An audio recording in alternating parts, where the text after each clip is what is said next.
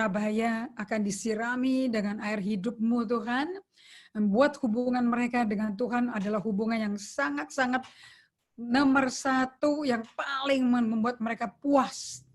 Dan tahu makna mereka bukan hanya exist, tapi betul-betul berkelimpahan dengan hadirat Allah. Buat Tuhan itu nggak jauh, buat Tuhan itu dekat, bahkan dekat di hati kita. Buat itu menjadi kenyataan, bukan suatu bahan khotbah, tapi kehidupan kita. Kami berjanji memberikan segala hormat, pujian, kemuliaan hanya bagi-Mu di dalam nama Yesus Kristus. Amin. Shalom semuanya, kita masuk ke part 3 ya, bagian ketiga dari emotionally healthy spirituality. Dan saya berterima kasih Ibu Esther ada sharing masukan-masukan dari beberapa peserta dan teman-teman dekat dari Ibu Esther juga sama Ibu Erni. Saya suka ini sih Ibu Elizabeth Nyoto, ini Erni ini sangat-sangat milenial ya. Seru juga dia bikin lambang-lambangnya itu. Membuat kesaksian dari PowerPoint dengan macam-macam exciting stickers. Oke. Hari ini saya mau bagikan pada Anda kenapa kok solitude silence itu ada. Apakah itu baru diketemukan Peter Scazzero atau sudah ada di Alkitab? Nah, kalau cuman hanya dari Peter Scazzero, saya nggak setuju.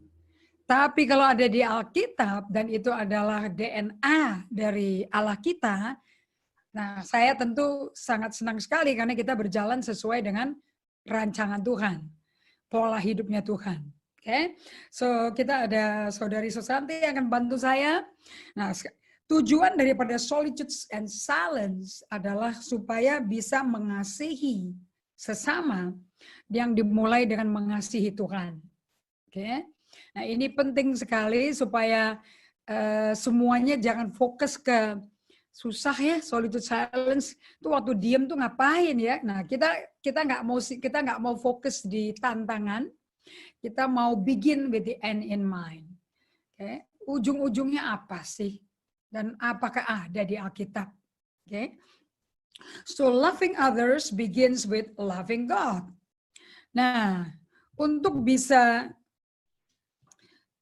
mengerti kenapa kok loving others begin with loving God. Nah, Anda semua tahu bahwa kita tuh punya dua hukum ya di Alkitab. Dan itu Yesus ditantang berkali-kali frontal, kayak di muka umum, kayak untuk dijatuhin sama orang Farisi itu mestinya.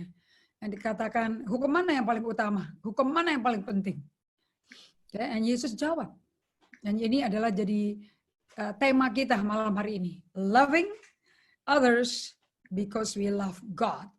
By beginning dengan loving God. So, kita semua tahu bahwa kita nggak mungkin ada berkumpul malam hari ini dari berbagai gereja. Ibu Esther tuh kasih tahu sama saya bahwa Anda semua ini mau ikut di Zoom tuh sampai bisa kelar jam 12 malam dong. Wah, yang itu saya nggak setuju karena nanti waktu Anda dengan Tuhan habis pas kebaktian langsung tidur. Mestinya sebelum tidur duduk dulu, solitude silence dulu sama Tuhan. Jangan ditinggal tidur Tuhannya. Oke, karena terlalu banyak dialog. Bagusnya kalau mau tidur enak dan mimpinya tuh bagus dari Tuhan, duduk tenang sama Tuhan deh. Kasih Tuhan 2-3 menit ngomong sama dia. Jadi Anda di bawah alam sadar itu Tuhan tetap bekerja. Nanti bangun paginya enak. Nggak bawa horor. Problem masa dari minggu ini nggak dibawa-bawa gitu loh. Oke? Di tengah pandemi bisa dapat pesan Tuhan yang indah. Saya percaya kalian semua mau begitu dong hidupnya ya.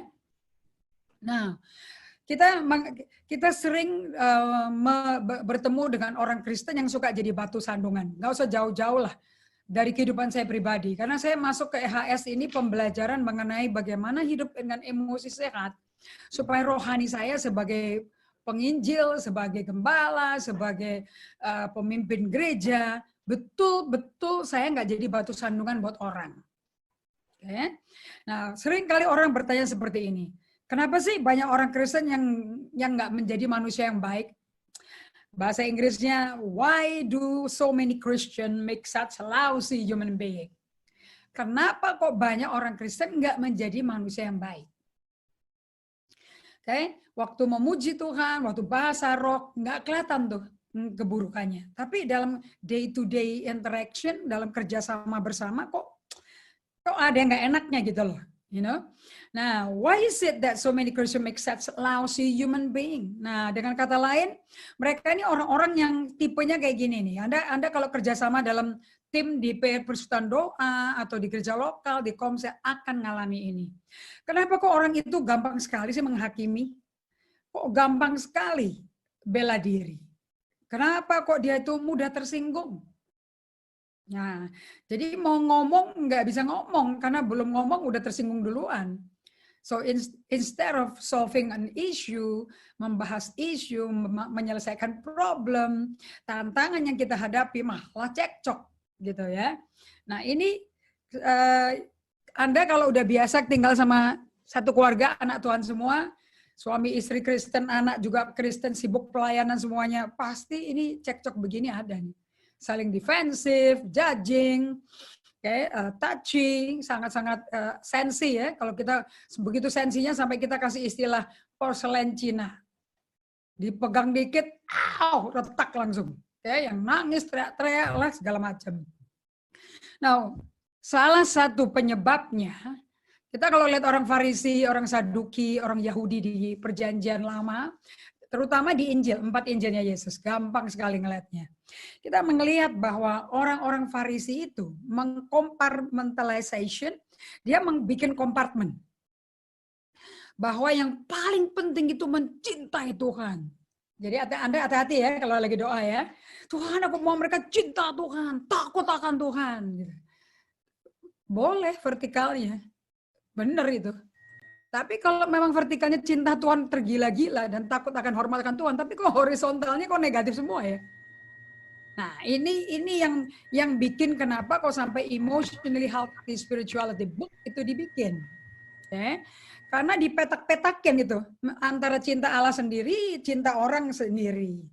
Nah, di zaman Yesus di Israel, ahli Taurat, imam Farisi, Saduki, itu nggak bisa mengasihi Allah dan mengasihi sesama manusia bersamaan. Nggak bisa. Mereka tuh nyecang terus supaya Yesus ketangkep basah, salah, dan mau dirajam batu, mau dibunuh. So ini kalau Anda lihat di Markus, Matius, Markus, Lukas, Yohanes, this is it. Ahli Taurat, imam Farisi, Saduki nggak bisa mengasihi Allah dan juga nggak bisa mengasihi sama manusia. Begitu dia melihat si Sakius, begitu dia melihat orang-orang Farisi, Saduki, Taurat melihat tukang pajak, pelacur, wanita berzina, wanita Samaria, dirajam batu langsung. Nggak usah jauh-jauh, muridnya Yesus aja mengkritik Yesus kok. Waktu itu dia murid-muridnya lagi pergi cari makanan, Yesus berdua di sumur Yakub di Samaria. Waktu murid-muridnya pulang bawa makanan, bingung tuh mereka. Ngapain tuh berdua sama perempuan Samaria? Langsung pikirannya. Orang Yahudi kan nggak duduk sama orang Samaria, bencinya. Jadi kalau di Amerika sekarang ini di musim pandemi ada diskriminasi ras ya, begitu kuat. Nggak usah jauh-jauh, kalau baca Alkitab benar-benar juga selalu ada ras diskriminasi di Alkitab. Orang Saduki sama Farisi aja nggak cocok kok. Yesus jago tuh. Paulus juga jago. Kalau diserang orang Farisi Saduki, dia masukin doktrin Tuhan Yesus. Sebab mereka dia tahu. Si Saduki nggak percaya kebangkitan. Farisi percaya kebangkitan. Dari dua kelompok ini mau bunuh Paulus, mau masukin penjara. Dikasih pertanyaan sama Paulus, satu pertanyaan. Langsung berantem tinggi mereka berdua. Dan Paulusnya lolos. Jadi Alkitab itu isinya diskriminasi suku bangsa dan bahasa. Makanya di kitab Wahyu ditulis, itu nubuatan. Setiap suku bangsa bahasa akan memuji Tuhan. Tapi itu future. Nah, kita tinggal di negara juga ada diskriminasi. Anda tahu sekali ini. Betul atau tidak? So kita mesti kalau nggak ngalami, kita jangan anggap sepele. Tapi kita mesti pintar berjaga-jaga. Nah, untuk caranya Tuhan Yesus menghancurkan diskriminasi, dia gampang sekali ngomongnya. Di kitab Galatia 3, ayat 26-29, di dalam Kristus, nggak ada laki, nggak ada perempuan, kita satu dalam Tuhan. Sekarang ke gereja-gereja, laki-laki adalah pemimpin pemerintahan gereja, perempuan nggak boleh. Jadi Ibu Indri ini yang membawa gerakan radikal karena saya pemimpin sinode dan saya juga gembala senior. Ini sejarah nih di Indonesia nih. Oke. Kalau sinode lain semua pria, nggak ada perempuan di situ. Perempuan pengkhotbah banyak, perempuan bersaksi boleh, perempuan nyanyi boleh, tapi memimpin jadi ketua sinode, gembala senior pendiri nggak boleh. Nah, jadi ini kalau kita kembali ke Galatia, Anda buka aja sambil saya ngomong ayat, buka aja ayatnya. Oke. Anda bisa lihat di situ. Nah, itu tim kami sudah menolong. Dalam hal ini tidak ada orang Yahudi atau orang Yunani. Ini kan udah suku bangsa, suku ras perpisahan nih. Tidak ada hamba atau orang merdeka, tidak ada laki-laki atau perempuan, nggak ada beda gender, nggak ada beda suku bangsa dan bahasa, karena semua adalah satu dalam Kristus. See? Kalau sampai Paulus tulis ini ke zaman Galatia, pasti ada perang suku, pasti ada ras, ada sara, nggak mungkin nggak. Hanya kasih Kristus yang bisa menghancurkan, Efesus 3 ayat 10 katakan, hanya kasih Kristus yang bisa hancurkan tembok-tembok pemisah itu. Hanya darah Yesus. Kalau orang nggak ngalami dan nggak ngalami kasih Kristus, nggak mungkin ini terjadi. So, akibatnya apa? Dengan orang Farisi, Saduki, ahli Taurat, nggak mencintai orang berdosa, nggak mencintai perempuan. Lihat aja wanita pendarahan 12 tahun.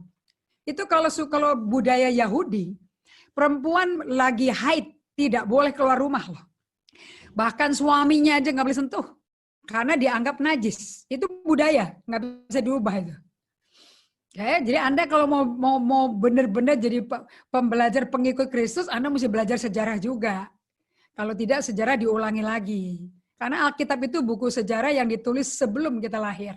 Dan sejarah manusia isinya. Oke. Nah, makanya itu perempuan itu setengah mati hidupnya. Tidak bisa bersatu sama keluarganya. Karena najis terus kan 12 tahun pendarahan. Nah, dia sudah bokeh, habis uangnya, semua tabib dia coba, uangnya habis. Nah, apa yang dia lakukan langsung? Begitu dia dengar berita tentang Yesus Kristus Mesias yang menyembuhkan, langsung dia udah habis segala-galanya kok, rugi apa? Mau dianggap najis ya mau najis, mau diapain? Dan dia melangkah keluar dengan iman. Dia merangkak di kaki-kaki debu gitu, banyak orang ribuan yang kelilingi Yesus. Dan dia bilang, kalau aku bisa dia sentuh aja jubahnya Yesus, pasti gue sembuh. Iman tuh nggak terjadi sampai berbicara. Confession itu nomor 1. Dan begitu dia pegang, Yesus langsung stop loh. Siapa yang pegang aku? Murid-muridnya pakai logika. Yang benar aja, Yesus begini banyak orang kok. Mau tanya siapa yang pegang kamu, gimana sih? Karena apa? Kalau dia tahu ada yang pegang. Ada kuasa yang keluar dari badanku. Nah, ini bagus sekali nih. Kalau kita betul-betul sebagai pengikut Kristus dan murid Yesus, kita pun penyalur kuasa Allah, kuasa Tuhan Yesus. Kita kaki tangannya Tuhan. Kita mesti bisa tahu ada kuasa keluar dari kita juga. Sehingga orang sakit akan sembuh. Karena kita kepanjangan tangan dan kakinya Tuhan. Itu tujuannya kenapa solitude and silence. Kenapa dibaptis Roh Kudus bisa bahasa roh kok nggak ada lagi kuasanya. Something is very wrong. Right? Nah, dan wanita itu pegang, dia sentuh jubahnya, dan terus dia deredek di situ ketakutan. Dan Yesus memandang dia. Bayangin padahal Yesus lagi perjalanan ke rumahnya Yairus yang anak perempuannya udah mau mati loh. Yesus tenang, tidak tergesa-gesa. Dia tenang, dia stop dulu, dengerin kesaksian wanita pendarahan, baru dilanjutin. Luar biasa, dia make sure ini perempuan roh, jiwa, tubuh, mental, emosi sembuh total. Bayangin, di depan semua pria. Kan di bangsa Yahudi kan pria minded, male chauvinist bener. Dia ngomong, hari ini wanita, ibu, engkau utuh kembali. Bayangin laki-laki mengafirmasi kayak gitu mengenai perempuan di muka umum. Berarti dia nggak najis lagi. Reputasi dia bersih sekali. Dia bisa memulai permulaan baru. Dengan ketemu Yesus, kita punya restart button. Bukan nggak luar biasa? Nah, orang Farisi, orang Yahudi, orang Saduki, dan orang-orang Yahudi dan ahli Taurat, itu mereka tuh tabrakan. dengan nilai-nilai, jalur nilai-nilai kehidupan yang dibawa Tuhan Yesus. Makanya selalu ngeritik abis, selalu mau cari kesalahan. Oke? Nah, di akhir pelayanan Tuhan Yesus di bumi, Yesus itu mensummarize 66 buku Alkitab kita, dia ringkas lah. Hanya dengan 2 hukum. Simple sekali, Anda semua juga tahu, cuman nggak bisa ngidupin. Okay? Apa ringkasan yang dia bikin dari the entire Bible? Dia cuman ringkasin ke 2 hukum.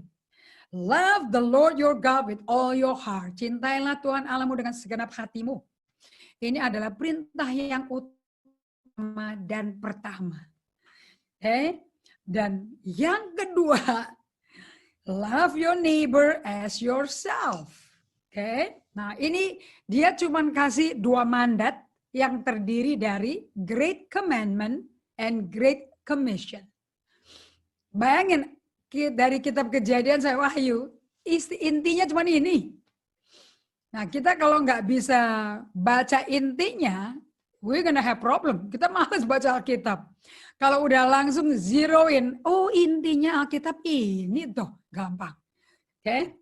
The Great Commandment and the Great Commission. Kita tahu perintah agung dan amanat agung. Okay. Nah perintah agung itu adanya di Matius 22 ayat 37 sampai 40. Saya mau Anda hafal ini luar kepala. Udah nggak usah buka-buka 4 buku Injil lagi. Mesti hafal ini. Oke. Okay.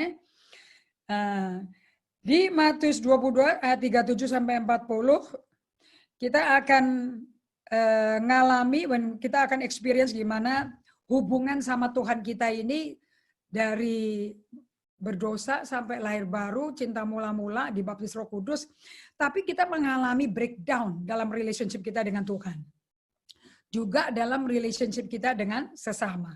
Nah, koneksi antara kedua mandat ini 2 mandat yang nggak bisa dipisah. Ini mandat berjalan bersama-sama. Nah, pertanyaan saya kepada Anda hari ini adalah bagaimana dengan kehidupan kekristenan Anda? Apakah Anda ada kasih Allah? Apakah Anda ada yang namanya hubungan dengan Tuhan? Sekarang kita lihat ya. Isi dari Alkitab itu disummarize oleh Tuhan Yesus menjadi 2 hukum utama dan terutama. Nah, saya mau persembahkan ke Anda semua pertanyaan. How is your Christian life doing? Kehidupan kekristenan Anda kayak apa sih? Oke. Nah, untuk kita menjawab ini kita akan lihat rincian dari ayat 2 hukum utama dan terutama itu. Yang pertama saya tulis di situ, cintai Tuhan Allahmu dengan segenap hatimu. Kita baca ya, Matius 22 ayat 36.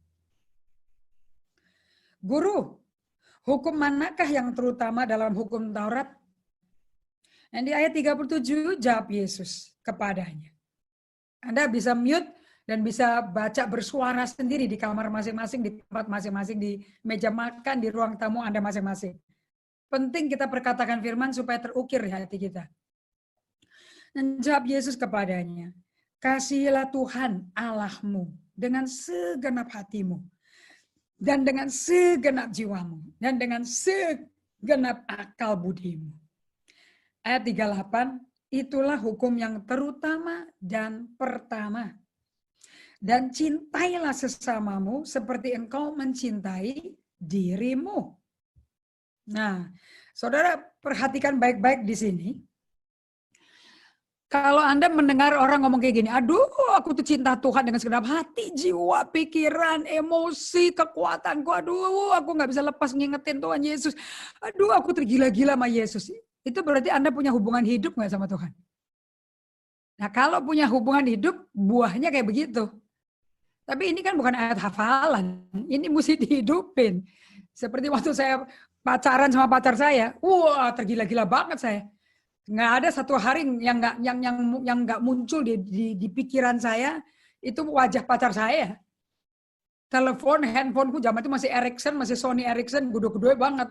Itu udah ready, udah pre-program. Nomor ini nomor 1 siapa, nomor 2 apa. You know, dan Kalau disuruh diajak pergi sama orang tua, temenin mami segala macam, udah malas. Takut kalau tiba-tiba dia telepon disuruh pergi, disuruh ketemu di mana gitu loh. Nah, lebih baik yang lain semua di cancel karena lagi jatuh cinta sama pacar saya. Nah, kalau kita lagi jatuh sama Tuhan dengan segenap hati, kekuatan dan segala pikiran dan jiwa kita, ya terang semuanya kita cancel dong. Number one, undivided audience kita, undivided attention kita pasti Tuhan Yesus. Ini hukum. Kalau namanya hukum tuh ya kayak gravitasi gitu loh. Apa yang dilempar ke atas jatuh ke bawah. Alias mencintai Tuhan is a law. Kalau kita langgar ini, berarti hukum yang kedua nggak bisa terjadi apa-apa. Nah, lihat hukum yang kedua. Oke. Hukum yang kedua adalah the great commandment.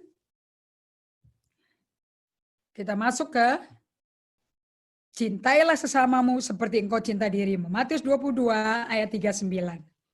Dan hukum kedua yang sama dengan itu ialah kasihilah sesamamu manusia seperti dirimu sendiri. Waktu saya jatuh cinta sama pacar saya, woi saya sayang sama dia seperti saya sayang sama diri saya. Apa yang saya mau buat diri saya, bahkan yang lebih hebat, itu yang saya sediakan ke dia. Oke, sampai bekas pacar saya bisa ngomong gini, Jile, kalau aku punya istri kayak kamu, udah deh gue gak keluar rumah katanya. Waktu itu belum kawin kan masih pacar. Oke. Nah, kalau sampai laki bisa komentar kayak gitu, waduh, berarti dia pikir ini cewek gile banget loh. Sebelum aku ngomong dia udah tahu. Oke, dia paling senang kalau saya masak dinner, bikin candlelight dinner, pakai crystalware segala macam. Wah, dia bilang my dream is to have this kind of family, this kind of dinner, you know. Nah, kalau pacar kita sedang mempelajari kita kan, mau dikawinin apa enggak gitu kan, dia mesti melakukan penelitian dulu dong. Nah, kalau tidak disuruh-suruh sudah menyediakan meja makan full meal course dengan cutlery-nya aja 4 macam, piringnya aja 3 tumpuk gitu loh, right? Cara menyajikan karena dia pakai style, semua pembantu rumahnya dia pakai putih-putih semuanya. So saya appreciate kelasnya dia kayak apa. Oke, suka menteri-menteri datang segala macam. So I appreciate the way he wants the house to be kayak apa kalau lagi menjamu pejabat-pejabat. Nah, if you love that person seperti kau sayang dirimu, berarti Anda lagi jatuh cinta. That means you have relationship. Waktu saya baru bertobat pertama kali, baru lahir, baru bersaksi. Aduh, saya gampang sekali bersaksi. Kekristenan bukan agama, kekristenan itu relationship. Tapi as we go along, berjalan berpuluh-puluh tahun berjalan, malah mengalami badai, krisis, besi menajamkan besi, gesekan, dan sebagainya macam dengan orang-orang di dalam tubuh Kristus, dalam gereja dan pelayanan. Hamba Tuhannya bisa gesekan kok. Kenapa kok cinta mula-mula itu hilang? Karena kalau cinta mula-mula sama Tuhan hilang, cinta sama sesama juga hilang. Malah yang ada kritik. Malah yang ada menghakimi. Orang nggak nanya pendapat, kita kasih pendapat. Right? Kita very opinionated. Okay? Dan Yesus berkata, jangan menghakimi. Dan saya baru dapat ngerti dari Peter Scazzero. Dia ngomong kayak gini. No? Matius 7 tuh, ayat 1, 2, 3. Don't judge. Okay? Karena penghakiman itu milik Tuhan. Anda mau tahu nggak kenapa kita suka menghakimi? Karena kita pakai balok di mata kita.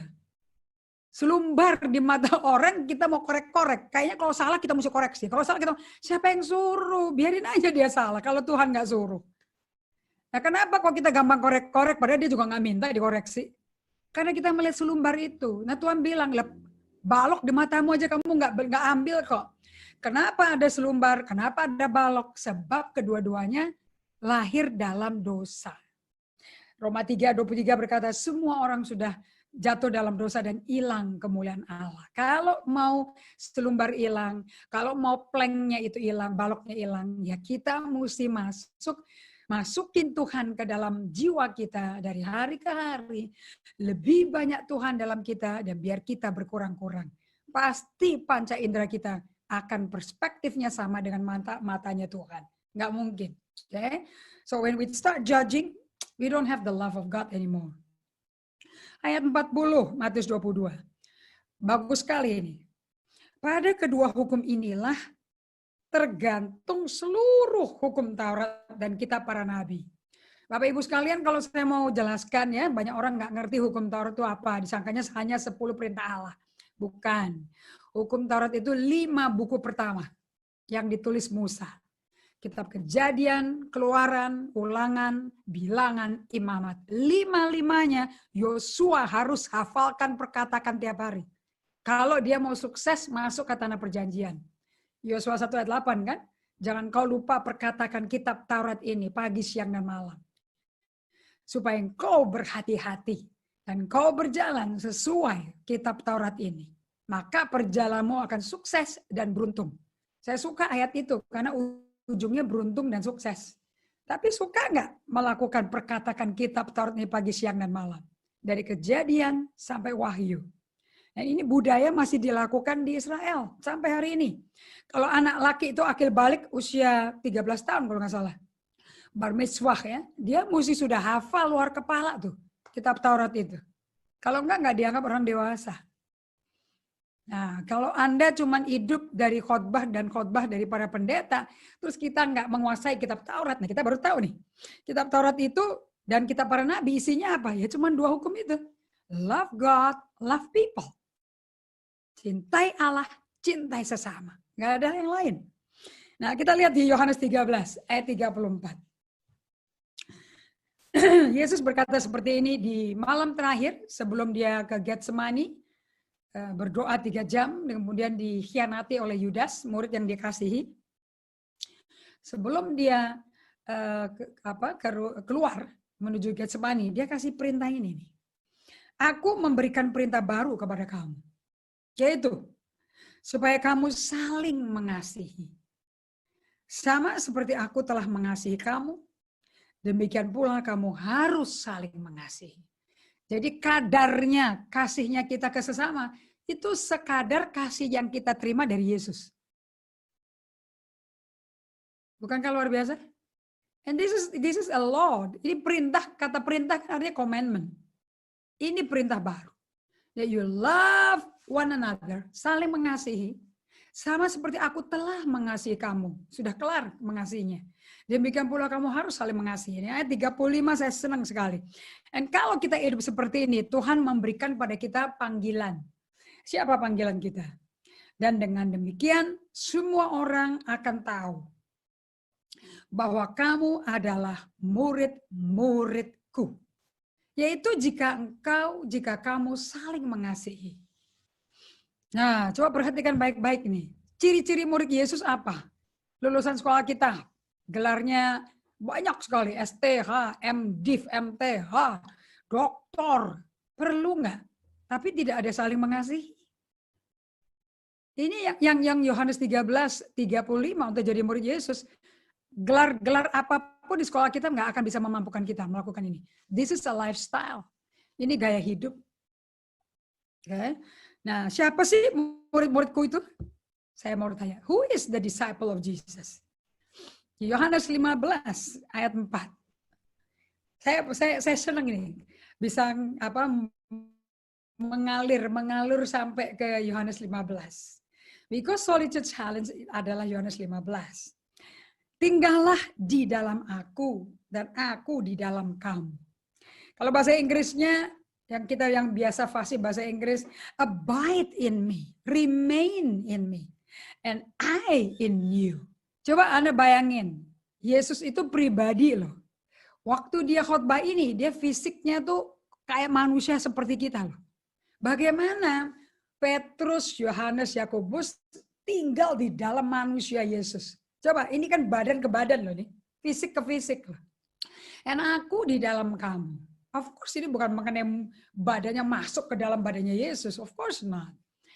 Kemudian analoginya dia kasih tahu, sama seperti ranting tidak dapat berbuah dari dirinya sendiri. So yang dia cari buah ya. Kalau ia tidak tinggal pada pokok anggur. Di ayat 1 Anda bisa baca sendiri ya, Yesus pokok anggurnya, Allah Bapa pemilik kebunnya. Demikian juga kamu tidak berbuah jikalau kamu tidak tinggal di dalam aku. Oke, apa sih sebetulnya artinya tinggal di dalam dia? Di ayat 5, dia jelasin lagi, akulah pokok anggur, kamulah ranting-rantingnya.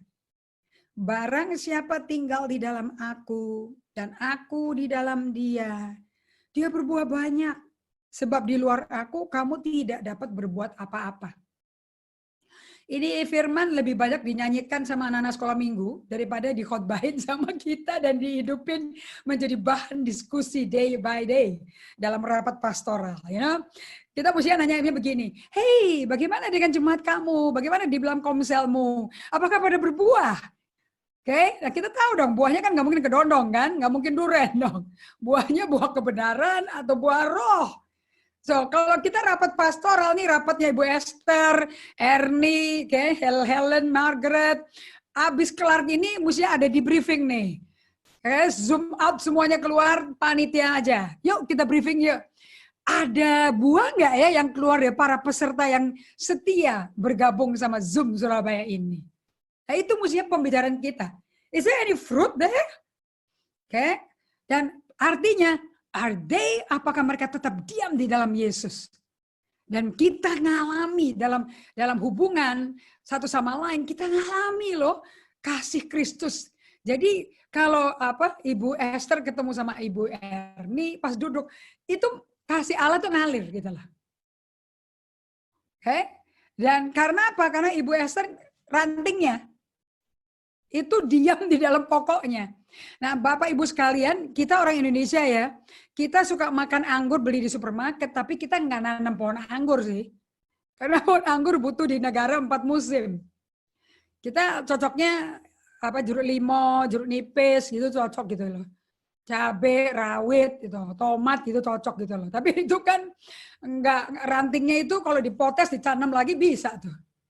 Nah, kalau anggur beda. Anggur itu carangnya itu cuma nampol. Coba Anda lihat ranting-ranting anggur yang ada di di toko buah.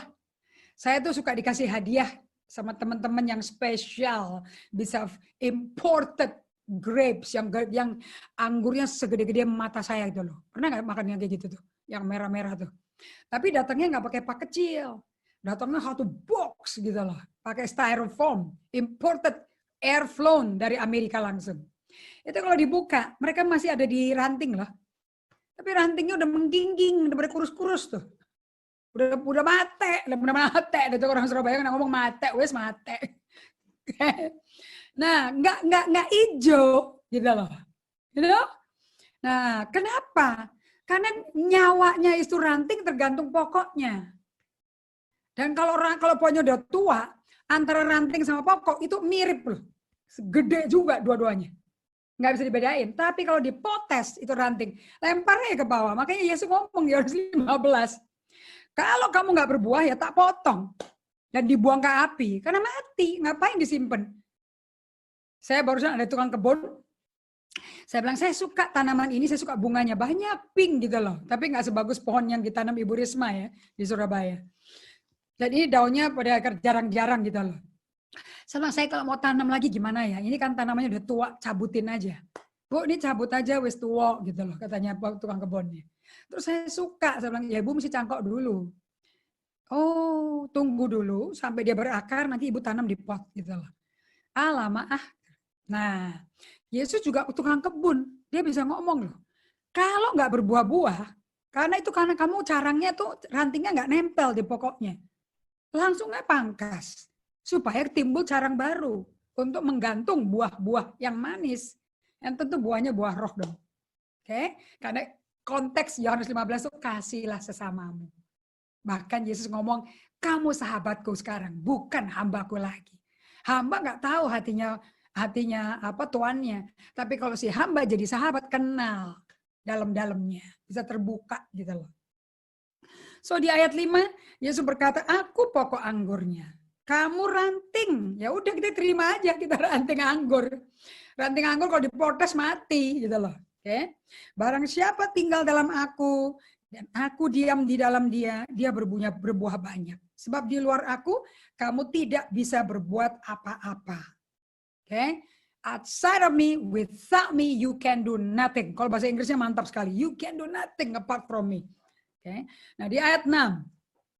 Barang siapa tidak tinggal di dalam aku ia dibuang keluar seperti ranting dan jadi kering. Kemudian dikumpulkan orang dan dicampakkan ke dalam api lalu dibakar. Nah, ayat 8, saya langsung lompat nih. Lihat. Dalam hal ini, kalau sampai kita berbuah, kalau sampai kita setia abiding in Jesus, dalam hal inilah Bapakku dipermuliakan. Yaitu jika kamu berbuah banyak, dan dengan demikian kamu adalah murid-muridku. Nah, kalau kita konteks sambung ke Yohanes 13 ayat 35 tadi, if you love each other as I have loved you, you are indeed my disciple. Kalau engkau mengasihi sesama, seperti aku mengasihi kamu, dan kamu saling mengasihi, kau muridnya. Jadi kita nggak bisa jadi murid Kristus kalau kita nggak mengasihi sesama. Kita nggak bisa mengasihi sesama kalau kita, Yohanes 15 ayat 8, kalau kita nggak berbuah banyak. Harus berbuah banyak baru jadi murid. Nah, kita nggak bisa berbuah banyak kalau Yohanes 15 ayat 4 dan 5, kalau kamu tidak tinggal di dalam aku. Secara fisik Yesus sudah di sebelah kanan Allah Bapa dengan komplit pakai lubang di tangannya. Sakaria nubuatin itu. Nanti orang Yahudi akan lihat.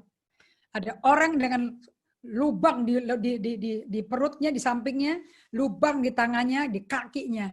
Dan mereka berkata, aku mau ikut kamu. Nanti ini keselamatan orang Yahudi ini. Israel nantinya. Okay? Secara fisik, Yesus persis seperti yang kita lihat di kayu salib. Ada di surga. Tapi rohnya nggak ada di situ. Rohnya ada di kita.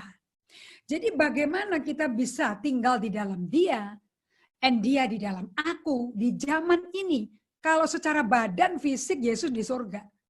Dengan rohnya. Roma 8 ayat 9 dan 11 berkata, barang siapa tidak punya roh Kristus, mereka tidak mengenal Allah. Mereka bukan milikku.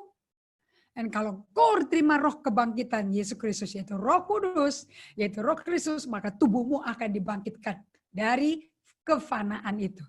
Kita mengalami kesembuhan. Kita bisa seger badannya. Hidup kembali. Right? So how did you live in Jesus? Abide in Jesus and Jesus abide in us. Melalui rohnya. Dan bagaimana prakteknya abiding ini? Saya mau jam sebentar ya. Saya mau Anda buka ke Matius 6. Kita mau belajar dari Yesus langsung solitude and silence. Matthew 6. Oke. Saya excited banget nih. Mata itu nggak kebuka loh kalau kita betul-betul nggak melakukan solitude and silence. Matius 6 ayat 6, Bapak Ibu sekalian yang punya Alkitab bisa membuka Alkitabnya. Dan saya mau Anda bisa perkatakan sambil mute, jadi Anda ngomong untuk diukir di hati Anda. Yesus ngomong kayak gini nih, hal berdoa. Saya langsung ke ayat 6 ya. Tetapi jika engkau berdoa, masuklah ke dalam kamarmu. Tutuplah pintu. Dan berdoalah kepada Bapakmu yang ada di tempat tersembunyi.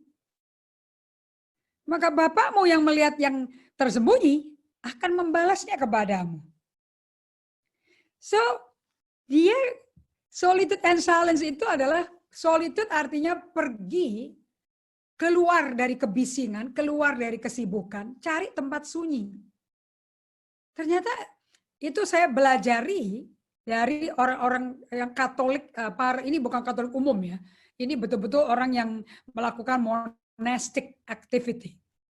Kayak Teresa Avila, kayak Santo Benedictus, dia yang bikin tuh aturan 8 kali sehari ketemu Tuhan. Nah, di sini dikatakan, jika engkau berdoa, masuk kamar. Kan nggak dibilang kamar tidur loh, pokoknya kamar. A room, bukan kamar tidur. Kalau Anda suami istri, ya keluar dari kamar itu. Jangan ganggu suami yang masih tidur. Cari tempat sendirian. Yang secret, yang tersembunyi. Di mana Anda hanya berdua sama Tuhan. Dikatakan Anda ketemunya itu ke Allah Bapa. You meet God the Father. Yang juga di tempat tersembunyi. Makanya kalau Anda berdoa nggak langsung perasaan nggak kerasa apa-apa, nggak kok lama ya, kok nggak ada merinding, nggak ada rasa hangat, nggak ada goyang-goyang gitu ya. Kita kalau orang karismatik altar call udah 10 tahun jadi Kristen, pertama kali pengalaman baptis Roh Kudus, goyang-goyang badannya sampai 10 tahun kemudian digoyangin terus tuh. Tuhan nggak bisa dipompa untuk hadir. Setelah itu kan pertama kali baptis Roh Kudus kayak kesetrum. Anda coba masukin deh jari Anda ke colokan listrik deh. Kira-kira goyang nggak badan Anda? Nah kalau di baptis Roh Kudus itu kayak gitu. Tapi nggak tiap hari disetrum-setrum dong sama Tuhan. Tujuan di baptis Roh Kudus supaya kita bisa bergaul sama Allah Bapa dan Yesus. Dan Roh Kudus yang ada di bumi yang tinggalnya di dalam kita. So waktu kita berdoa, Yesus bilang mesti ke tempat yang sendiri, tersembunyi. Coba, kalau saya pakai Alkitab bahasa Inggris ya, I think, where did I put my note?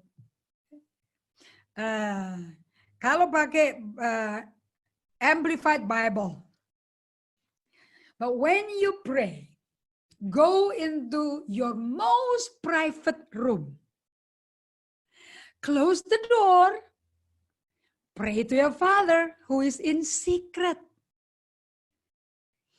And your Father who sees what is done, present tense loh. And the Father who sees what is done in secret will reward you. Saya pakai juga dari The Passion Translation Bible.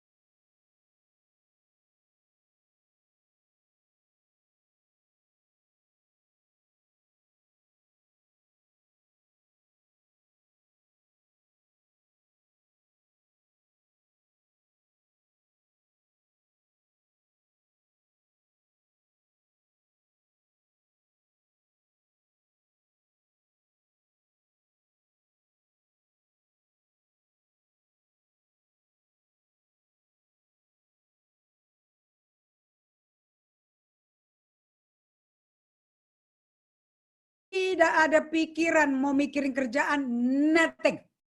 Tempatnya paling enak deh. Nggak ada yang nyari Anda, nggak ada yang akan bisa telepon, Anda pun nggak bisa telepon juga kok. Kenapa? Ya Anda nggak boleh telepon, kan mesti sunyi. Imagine that. Okay. And be alone with the Father, praying to Him in secret. And your Father, who sees all you do, will reward you openly. Apa yang Anda lakukan tersembunyi dengan Tuhan, Tuhan akan beli upah kepada Anda, dan Anda akan jadi pameran bagi kerajaan Allah di muka umum. Jadi kita bisa ke muka umum, nggak bisa ngomong apa-apa, nggak bisa melakukan apa-apa, nggak ada hasilnya, because we never be in the secret place of God. Kuncinya ini Matius 6 ayat 6, nggak ada urusan sama minta mujizat, minta kesembuhan, minta uang, minta utang ditutup, minta dapat mobil baru. None.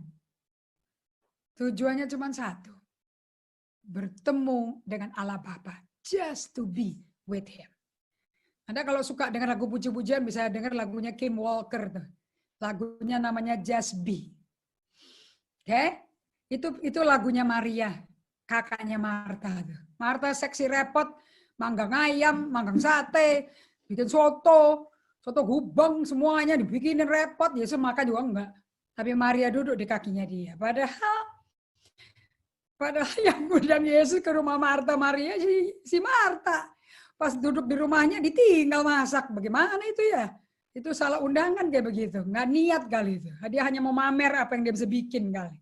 Right? So, saya mau tanya pada Bapak Ibu sekalian. Dari Yohanes 15. Okay? ayat 1-8. Yohanes 13 ayat 34-35. I want you to love one another. And kamu bisa mengasihi, buah roh itu cuma satu ya, kasih. Kalau ada kasih agape, keluarnya banyak efeknya. Sukacita, damai sejahtera, lemah lembut, penguasaan diri, ramah, baik, lemah lembut. Wah, itu langsung keluar tuh. Tapi mesti ada agapenya dulu. Nah itu nggak bisa ada kalau rantingnya nggak nempel ke pokok. If you don't abide in he doesn't abide in you, you cannot bear fruit and you are not my disciple. Jadi, kalau Anda berkata, I love Jesus, orang pertama yang mesti tahu, Anda tuh cinta Yesus, ya yang di rumah, yang satu rumah sama Anda. Karena efeknya daripada cinta kita ke Tuhan, cuma satu. Orang sekitar kita ngalami cintanya Tuhan. Waktu saya baru cinta mula-mula, pertama kali lahir baru. Sampai orang tua saya pelukin. Saya kan nggak pernah peluk-pelukan, saya ini orangnya sakit gitu loh. Saya pelukin, air mata mengalir dan bersaksi, Tuhan tuh baik, Tuhan baik. Supir saya tinggi gede orang Manado, gagah nyetir Mercy saya. Saya bilang, kau udah tahu nggak Tuhan tuh baik. Saya salami dia loh, dia bilang, dia sampai mau pengsan loh. Biasanya kayak herder, sekarang bisa nyalamin.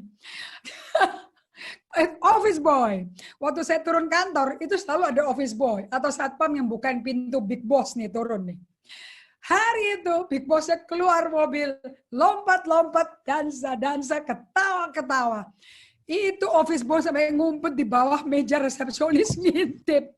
Dia bilang, ini big boss udah gila kah? Bos kita udah gila, apalagi mabok atau apa itu.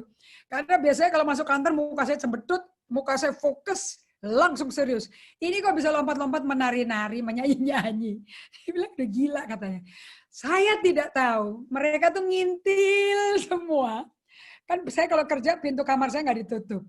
Ngintip tuh, dari sekretaris, office boy, supir, satpam, pegawai, pada ngintip di depan pintu, di samping tembok. Dia mau lihat ini bosnya lagi gila atau mabok atau apa ya. Ya itu dari dalam hati kita meluap. Itu berbulan-bulan gak berhenti-berhenti loh.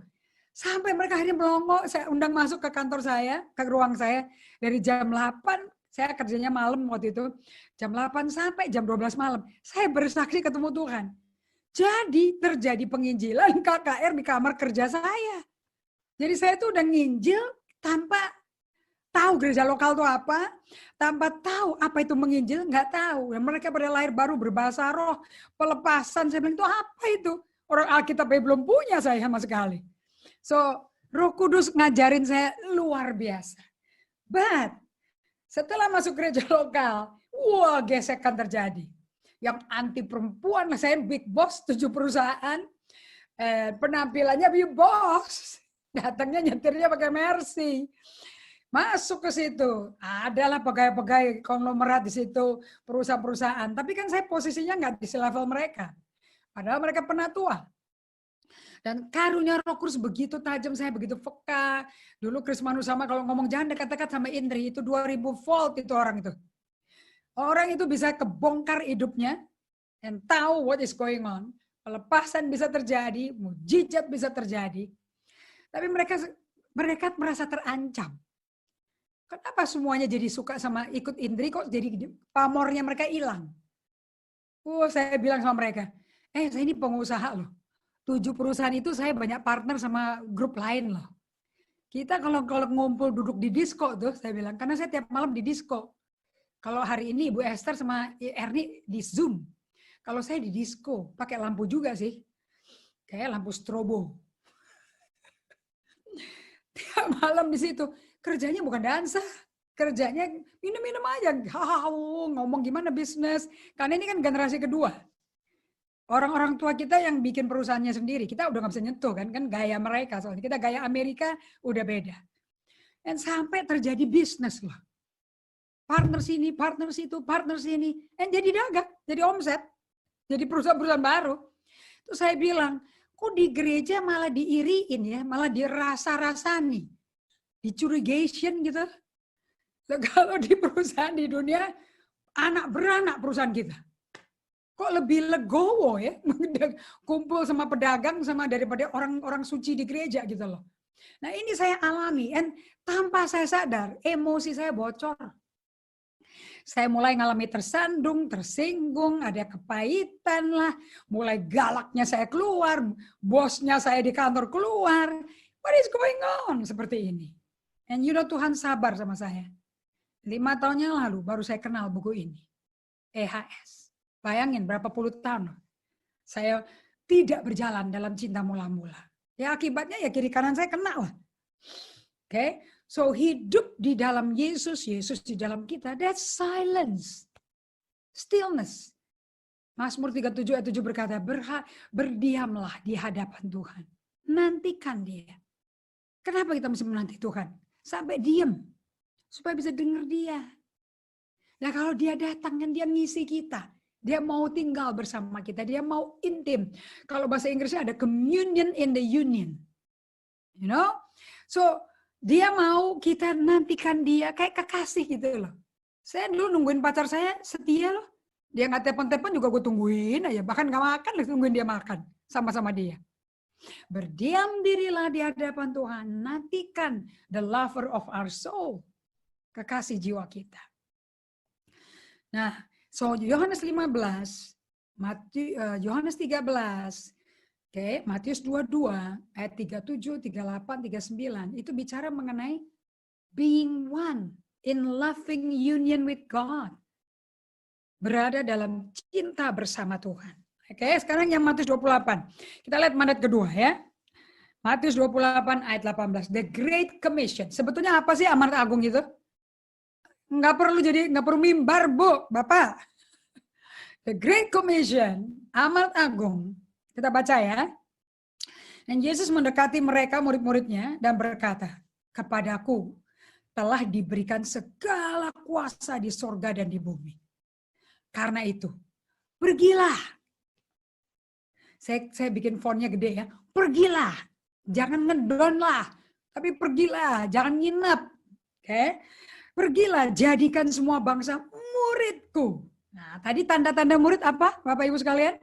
Berbuah. Dan buahnya tetap. Dan apa buahnya itu? Kasih. Sebab kalau kita tidak saling mengasihi, kita bukan murid Yesus. So kalau sampai semua bangsa mesti jadi murid Yesus, berarti mereka mesti ngalami melalui kita hadirat Kristus. Hadirat Allah. Berarti kita pembawa kasih Kristus. Dan mereka akibatnya kepingin, siapa yang nggak kepingin kenal Yesus kalau mendapat mengecap kasihnya Allah. Begitu mereka percaya, baptislah mereka dalam nama Bapa, Putra, dan Roh Kudus. Dan di ayat 20, yang ini nggak pernah dibahas nih. Jarang hamba Tuhan ngajar ini. Di ayat 20, dan ajarlah mereka melakukan segala sesuatu yang telah kuperintahkan kepadamu. Jadi apa yang 3,5 tahun, 12 murid itu alami, sekarang mereka mesti terusin. Nggak boleh dikurangin, nggak boleh tambahin. Firman nggak boleh tambahin, nggak boleh kurangin. Duplikasi dirimu. Dan ketahuilah, I am with you always. Aku menyertai kamu senantiasa sampai akhir zaman. Anda, Ibu, Bapak, Ibu sekalian suka nggak lagunya? I think JPCC ya yang nyanyi ya grupnya ya. Bersamamu Bapa, ku lewati semua. Semua kalau nyanyi lagu itu air mata bercucuran. Tapi nggak nanggap kata-katanya tuh apa. Bersamamu Bapa. Jadi kita mesti sadar bahwa Allah tuh Immanuel. Apa sih artinya Immanuel? God with us. Nah dari ngomong God with us, khotbah God with us, hey Indri, kamu actually hidup sehari-hari dengan God nggak? And how are you, bagaimana kau bisa sadar Tuhan? That He is with you, the presence is with you. Kamu tuh ngerasa, He's with me. Saya kasih kesaksian ya, sebagai penutup nih. Kesaksiannya ini belum kelar semua sih. Kesaksiannya dengan saya melakukan EHS. Saya tuh kepingin beli tanaman mau ngisi tanamannya mami saya, Oma. Karena kebunnya sudah setua oma, jadi tanamannya setua oma, sudah menua juga. Jadi kalau batangnya udah tua tuh ada yang kropos gitu loh. Oke, saya nggak mau ada rayap di kebun kita. Jadi saya bilang sama Pastor Evelyn, setelah minggu kita kelar, ini jalan-jalan yuk, cari tukang kebun, mau beli tanaman. Ayo, kita keliling-keliling Jakarta dengan pengetahuan masa lampau saya. Kan saya generasi kepala 6 kan. Jadi tanaman di mana kan saya tahu. Gitu loh. Udah nggak ada lagi. Di Senayan, di BK tuh nggak ada. Bersih semuanya. Loh, kemana itu tanaman semua ya? Biasanya dekat Mulia Hotel tuh banyak gitu loh. Kosong melompong, keliling-keliling pakai Waze semua nggak ketemu. Sampai gelap. Akhirnya beli ikan deh si Pastor Evelyn-nya. Tapi minggu kemarin setelah khotbah, setelah makan siang bersama, yuk kita jalan sebentar yuk. Pastor Evelyn kepingin relax. Kepalanya sunut-sunut katanya. Saya nggak tahu. Let's go. Dan saya tuh ngantuk gitu loh. Jadi di mobil dia demen nyetir, saya demen disupirin. Di perjalanan dari tempat kami ke Kemang, ke Cipete, itu kan jauh tuh tempatnya itu. Saya ketiduran. Terus kita tiba di satu tempat, namanya Planet of Vegetation atau apa gitu loh. Dan pas kita sampai ke sana, loh namanya kok ganti, bukan Planet Tanaman, Hunters and Growers gitu loh. And masuk ke sana menarik sekali, tempat bikin hand sanitizer, sabun, tempat airnya very effective. Saya bilang kayaknya nggak cocok sama tukang kebun kayak begini, ini terlalu lux ini. Betul. Lebih banyak kafenya. Saya bilang, Mem, kok itu ada Vietnamese noodle atau tom yum? I think we went to the wrong place. Dan kita keliling restorannya, ada di pojok, melipir. Satu gang kecil, tanam-tanaman. Saya bilang kayaknya sudah siap mati lemes deh, kebunnya Oma lebih bagus, saya bilang. So kita pindah ke Cipete. Dengan aku udah teler panas ya, udah rayang saya udah ngantuk gitu loh. Nah, karena Pastor Evelyn kan orangnya fokus dan dia mesti belajar peta supaya nggak miss yang satu ini. Di tengah jalan di arteri, saya itu tidur loh. Pastor Evelyn saksi nyata. Suara Roh Kudus begitu real, tapi nggak ngomong-ngomong. Saya cuma tahu bangun. Saya melek, langsung mukanya ke kiri. Saya ngeliat, lah itu Evelyn, itu tuh kebunnya. Stop. Ya, nggak bisa mendadak gini, aku mesti cari putaran dulu. So, mutar. Akhirnya dapat mendarat di situ. Ada 3 warung tanaman, tukang tanaman. Parkirnya yang di tengah. Aku turun, Tuhan, nggak enak ya. Parkir di tempat yang kedua, tapi aku nggak mau ke sini. Aku mau yang ke pertama, nanti nggak enakan sama abangnya. Nanti dia tersinggung nggak ya? Saya bilang, Tuhan nggak apa-apa ya, aku ke sana dulu nggak apa-apa ya. Dan damai, saya senyum, ada di hati saya pergi yang pertama. Wah, saya belanja tanaman Rp10.000, Rp5.000. Saya bilang bengong, kok murah banget katanya. Dan tadi di Hunter and Grower, my goodness. Itu udah kayak butik, itu pasti satu pot tuh udah 100 ribuan itu kayak gitu. Oke, so kita belanja. Saya belanja sampai beli 50, beli tanah, beli tanaman, sampai kita beli 200 soka, beli rumput 36 meter persegi. So cheap. And mereka kirim 2 kali. Dia bilang, udah deh nggak usah bayar pengiriman. Saya bilang, kok baik banget ya ini Bapak ya. Hari ini dia bantu tukang kebun kita, dia tata kebun kita. Saya bilang, Tuhan, memang kalau dituntun kau tuh nggak ada ruginya. Dia bawain obat-obatan, dia nggak mau dibayar, wes nggak apa-apa, wes tak bantuin orang Jawa.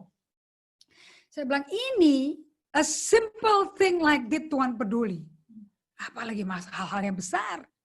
Dan saya mau tutup dengan kesaksian dari seorang yang ngajar Solitude Silence luar biasa namanya Dietrich Bonhoeffer yang ditembak mati oleh tentara Nazi di 1945 karena di Jerman dia nggak sepakat sama Hitler. Dan dia ngomong seperti ini. You know, di Mazmur 95 ayat 1 sampai 3 dikatakan, "Come let us sing for joy to the Lord. Let us shout aloud to the rock of our salvation, let us come before the Lord with thanksgiving. And Dietrich Bonhoeffer berkata seperti ini. Hanya orang yang bisa memberi ucap syukur over little thing will receive the big thing.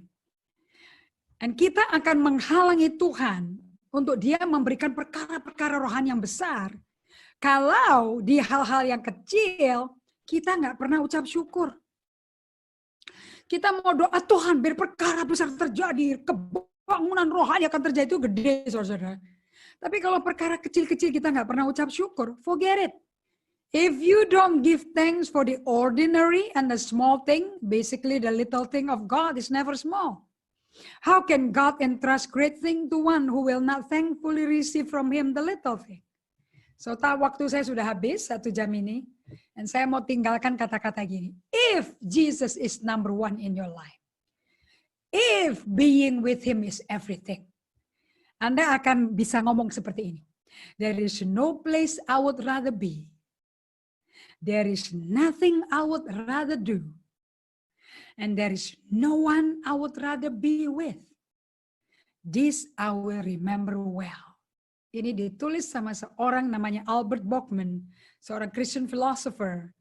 And dia menulis kata-kata ini karena dia melakukan solitude silence. So, if you really do solitude silence, you will be in love with God. Kata-kata poetik seperti ini akan keluar. Kita doa ya. Lord Jesus, kami berterima kasih untuk malam hari ini. And we thank you kepada semua peserta Zoom Surabaya ini. Nah, aku berdoa, Ibu Esther dan timnya, yang betul-betul mau memberikan kepada orang yang kelapar, yang mencari kebenaran, cari jawaban hidup. Nah, aku berdoa malam hari ini, jawabannya tercapai. That God is with us, Allah itu beserta kita. And dia hanya mau diketemukan kalau kita di tempat tersembunyi. Karena dia Bapa yang tersembunyi juga. He's in the secret place. And he wants us to come to him in the secret place. Supaya dia bisa openly reward us. Bagi semua yang ada masalah apapun, Tuhan mau berikan upah di tempat publik bisa menikmati juga. Akibatnya publik akan terima Yesus. Tapi tidak dapat dilakukan dengan doa yang keras-keras, doa yang rame-rame dengan handphone. Tapi di tempat yang tersembunyi, dalam irama hidup setiap hari, minimum 2 kali sehari, ketemu Tuhan dan untuk bisa tetap berdiam dalam dia. Aku minta ini dialami dan menjadi kehidupan pribadi. Setiap hari, pagi hari bangun, jam 4, jam setengah 5, dan sebelum tidur. Sehingga kita akan treasure the time. Tidak selalu dalam diskusi dengan hamba Tuhan, but being with God. I bless your people, Lord. Hormat kemuliaan kami kembalikan bagimu. Dalam nama Yesus. Amin. Oke. Thank you. Thank you Ibu Indri, seru banget kesaksiannya luar biasa. Saya mau kasih dulu efek daripada silence and solitude supaya kalian bisa punya desire. Yes. Buku-bukunya itu Anda ya tentu Anda di Indonesia nggak ada buku ini ya. Belum ada, belum diterjemahkan juga. But you can buy in Amazon. Okay? Tapi Anda punya buku ini. Dan Anda bisa buka di lampiran B dari buku yang biru yang ada di screen Anda semua. Itu ada appendix B atau bahasa Indonesianya lampiran B. Dan Anda dikasih contohnya yang isi daripada buku day by day. Itu. Day by day artinya sepanjang hari kita jadi sadar hadirat Tuhan. Jadi bukan cuma di ibadah baru Tuhan hadir. Wherever you are with God. You know, Graham Cook berkata seperti ini. Kalau Anda selalu saat teduh, you have devotion, you have day by day seperti Petrus Kasiro lakukan. Dia ngomong kayak gini, do you know that 3-in-1 is with you? Pribadi Tritunggal itu bersama kamu. Dan kalau Allah beserta kita, siapa yang bisa melawan? Betul ya?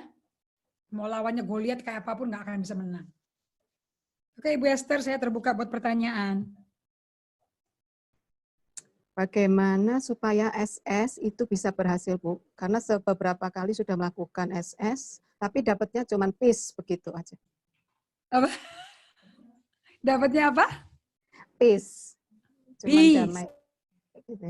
Peace. Wow. Luar biasa bisa dapat peace. Luar biasa. Terus pertanyaannya apa? Wow. Kok cuman? Bagaimana supaya berhasil? Aduh, Ibu kalau dapatnya peace berarti bisa jiwanya bisa teduh, bisa diem. Susah loh bikin jiwa diem itu. Wow. Coba buka ke Filipi 4 deh. Susanti bisa bantu deh. Filipi 4 ayat 8 sampai 9. Wow. Ibu Indri mau tuh. Baru coba berapa kali udah langsung dapat peace. Faktanya nggak bisa langsung. Nah di Filipi 4 ayat 8 dan 9. Ini ayat yang saya pakai kalau pikiran saya lompat kiri, lompat kanan, saya langsung skak pakai ini nih. Rasul Paulus tulis begini ya. Jadi akhirnya. Jadi ini di end ini. Saya kan suka lagu itu ya, Frank Sinatra ya. I did it my way and now the end is near. Now this is the end, man. Udah finale. Saudara-saudara, semua yang benar, semua yang mulia, semua yang adil, semua yang suci, semua yang manis, semua yang sedap didengar, semua yang disebut kebajikan dan patut dipuji. Pikirkan semuanya itu. Anda mau tahu ini apa? Paulus ngajar kita untuk centering our mind. Bikin pikiran kita tuh ke pusat. Kalau enggak, banyak external noise, internal noise. Suara dari luar. Kayak Pastor Evelyn bilang, saya kalau soal itu silence, aku kedengaran suara pompa akuarium. Jadi dia belum sadar Tuhan tuh. Dia sadar ikan tuh, Bu. Satu Jumat kami jam 2 pagi. Aku mau belajar berdiam diri, mau tanya Tuhan. Apa yang mesti, kita lagi hidup di persimpangan nih. Mau kerja apa ini, aduh. Dan dia berdiam diri. Yang dengar tik-tok bunyi jam. Jadi untuk betul-betul hening and bisa, apa ya bahasa Inggrisnya itu oblivious ya. Ada jam, ada akuarium, but Anda nggak dengar jam itu. Yang Anda dengar tuh hadirat Tuhan. Nah, bisa mendengar angin sepoi-sepoi basah, dahsyat. Itu lambangnya damai. Damai itu, coba kalau orang damai itu jiwanya apa ya yang dia rasa? Saya tanya deh, yang kau rasa damai itu kayak apa sih? Anda yang berkata, baca ayat 9, Filipi 4 ayat 9. Jadi Anda kalau lagi mau kan lagi sendirian di tempat tersembunyi, and then you want to be silent, right? Karena mau listen to God.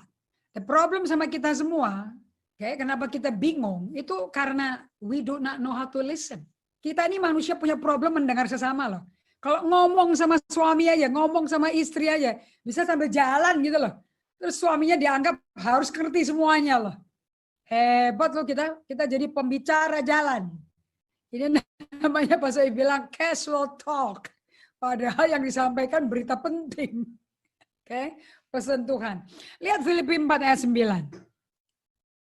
Dan apa yang telah kamu pelajari, dan apa yang telah kamu terima, dan apa yang telah kamu dengar, dan apa yang telah kamu lihat padaku, lakukan itu. Maka Allah sumber damai sejahtera akan menyertai kamu. Jadi kalau Anda berkata cuma damai, itu Allah beserta Anda loh. That's big. Kan di mana Allah hadir? Coba ingat nggak ayatnya yang kita suka nyanyi? Terseraklah musuh kita. Allah bangkit, terseraklah musuhnya. Betul nggak? So any problem we have, any sickness we have, sembuh loh. Because God is there. Now, faktanya kita punya problem gak kelar-kelar. But you say you have peace. So, I think terjemahan-terjemahan, definisi-definisi yang terus disederhanakan perlu diulas kembali dengan buka Alkitab. Karena hidup dan doa mesti cari tempat tersembunyi. Itu nggak gampang loh itu. Apakah di bawah tempat tidur, apa di bawah kasur, apa di bawah selimut doanya. Okay, no.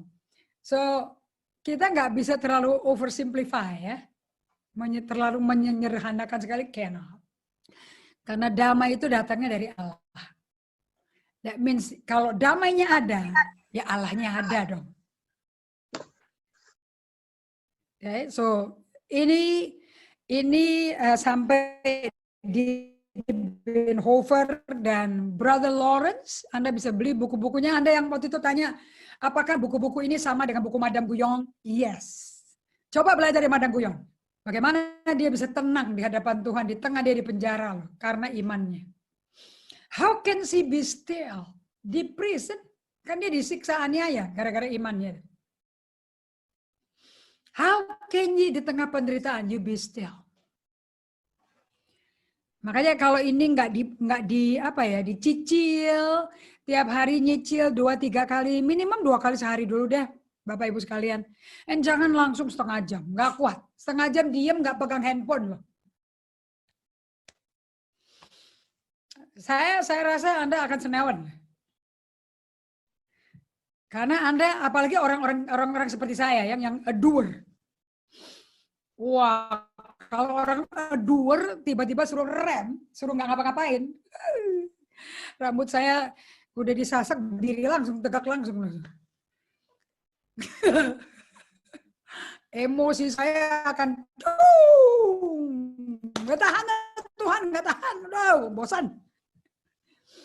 Itu kayak kuda liar tuh langsung dilaso, ditarik ke belakang gitu. Wah, menderita. So, kenal Tuhan itu suatu perjalanan. Jatuh cinta dengan seseorang itu suatu perjalanan. Saya lihat itu Ibu Esther sudah berkeluarga, Ibu Esther ya.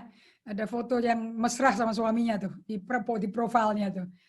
Ibu Elizabeth juga sudah berkeluarga. Jatuh cinta waktu pertama kali pacaran sama jatuh cinta sekarang beda nggak? Ibu Esther boleh jawab, Elizabeth boleh jawab, jujur-jujur aja, Bapak. Beda, Bu. Beda.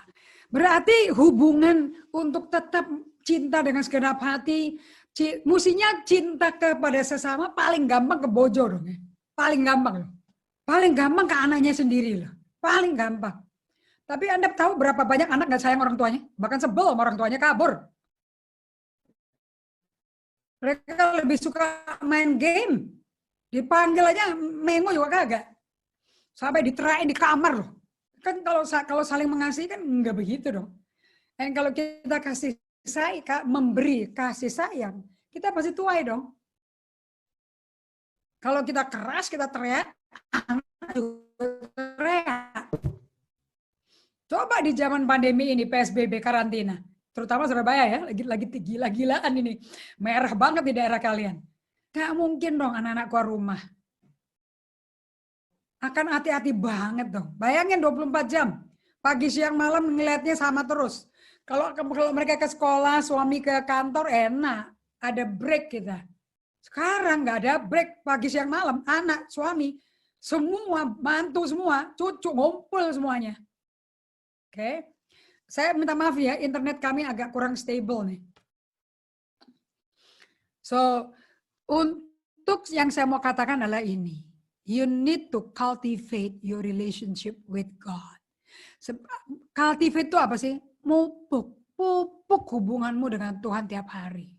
Dalam up and down, dari krisis ke lembah, dari jalan yang membosankan, monoton, sampai naik lagi, bisa menggairahkan, sampai jeblok jatuh lagi. Can you consistently love God? Karena di tengah krisis kita nggak mau ribut sama orang. Kita nggak mau nyerang sesama kita. Nggak cocok. Di musim pandemi paling cocok saling mengasihi. Kalau nggak, rumah kita kayak neraka. Right? So, kalau Anda bilang cuman damai, jangan ya. That's That's the target. Itu targetnya tuh. Sehingga pikiranmu tenang dan diam dan menikmati hadiratnya. Nanti Anda bisa nyanyi. Coba buka Mazmur 16. Yang tadi nanya itu coba baca Mazmur 16 deh. Saya kepingin dengar Anda baca Mazmur 16. Anda bisa ngomong ini enggak? Karena Daud alami ini. Mazmur 16. Boleh baca ayat 7 aja deh. 7 sampai 11.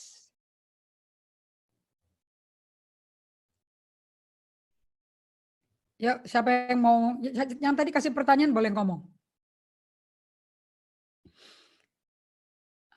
Aku, oh my God.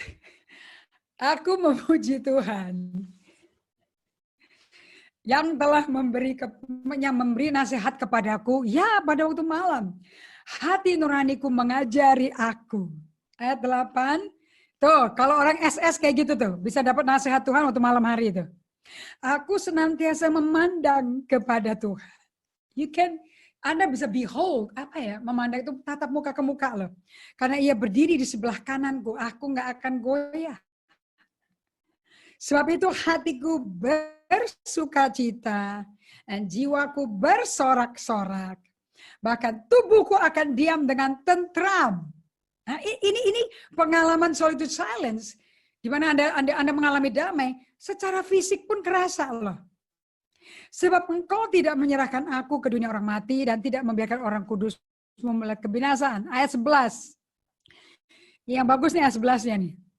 Engkau memberitahukan kepadaku jalan kehidupan. Di hadapanmu ada sukacita. Berlimpah-limpah. Dan di tangan kananmu ada nikmat senantiasa. Efek dari ada damai sejahtera adalah sukacita, that's the power of the fruit of the spirit. Yang kedua, Anda ada nikmat. You rest in God. Anda berhenti di hadapan Tuhan. Apa ya, susah bahasa Indonesianya nih. Kalau Ibrani 4 tuh ngomongnya rest in God. Anda mengalami kelegaan yang melampaui akal budi manusia. Karena Matius 11 ayat 28, mari datang padaku letih lesu beban berat, aku beri kelegaan. Kalau bahasa Inggrisnya kan, come unto me ye who are heavy laden, okay, I give you rest. So peace memberikan rest. Efeknya, efeknya nih. Anda keluar kamar doa, ketemu anak-anakmu yang teriak-teriak, suaminya mau lagi nyengit-nyengit. Mereka pada ketularan damai Anda. Dari mau marah nggak jadi marah. Itu efeknya. So, dalam ini pengalaman ini dalam sama Tuhan. Orang tidurnya bisa tahu tukang kebun di mana kok. Nggak rasa apa-apa. Don't worry. Karena Tuhan Anda tidak menerima Tuhan hadir karena perasaan. Waktu kita terima Roh Kudus is by faith, bukan by feeling. Dan setelah kita terima Roh Kudus, rasa panas, rasa lemas, rasa goyang-goyang, betul apa tidak? Tapi kan kita terimanya by faith. Kita kan nggak bilang, aku mau rebah, aku mau kayak sebelahku. Kan nggak terima apa-apa kayak begitu. Semua yang Allah kerjakan, we receive by faith. Kita ambil janjinya, and Lord, I believe this is mine. Ini milikku. And I believe in you. And nanti kan dia relax. Orang kalau mau minum juga relax kok. Mana ada orang minum sambil lari-lari. Tumpah-tumpah dong airnya. Relax, sit and rest, and drink. Dan kita kalau minum kan juga hirup. Tarik. Hirup, inhale. Nah, waktu kita do the Bible, kita melakukan firman, kita lagi exhaling. Kayak Ibu Esther sama Ibu Erni lagi exhaling hari ini nih. Karena lagi bekerja buat Tuhan. Nggak bisa exhale kalau dia nggak inhale setiap hari, minimum 2 kali sehari. Saya sudah demonstrasikan loh, live loh ini. So, you can do it now. Ya. Thank you so much. Ya Bu, ini saya sangat diberkati waktu Ibu beri ilustrasi hari Minggu di GGA live streaming di Facebook tentang Yeah. sedimentasi, Bu. Right. Mungkin Ibu bisa jelaskan sedikit untuk Bapak Ibu teman-teman sekarang yang belum pernah mendengar itu ya, Bu ya. Oke. Dengan senang hati. Thank you. Well,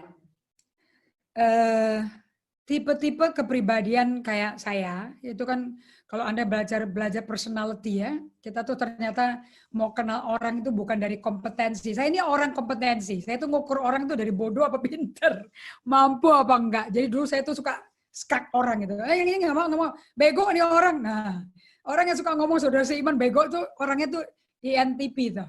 Kompetensi deh ke 16 personality-nya.